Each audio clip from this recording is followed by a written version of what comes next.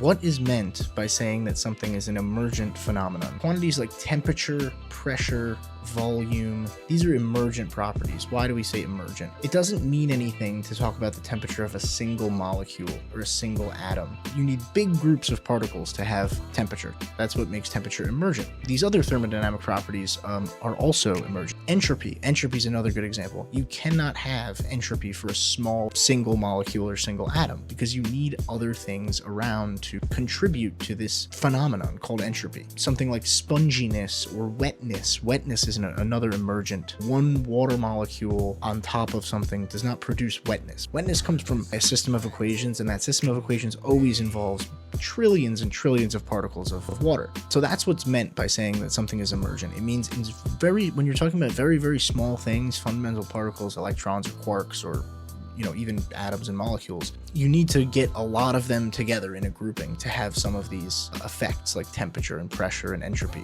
It's one of the reasons why physicists study thermodynamics, because it's so interesting that it's emergent properties. The second law of thermodynamics, for example, does not have a proof. It doesn't have a formal proof.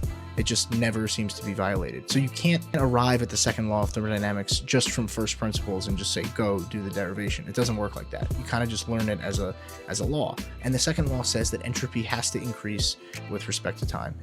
Entropy always increases for some closed system. The entropy of the universe is always increasing. And it is called a fundamental quantity. I think a lot. Maybe that might be kind of incorrect to say because it's emergent. It's not just always there. There's interesting questions about, very small fractions of a second right after the Big Bang.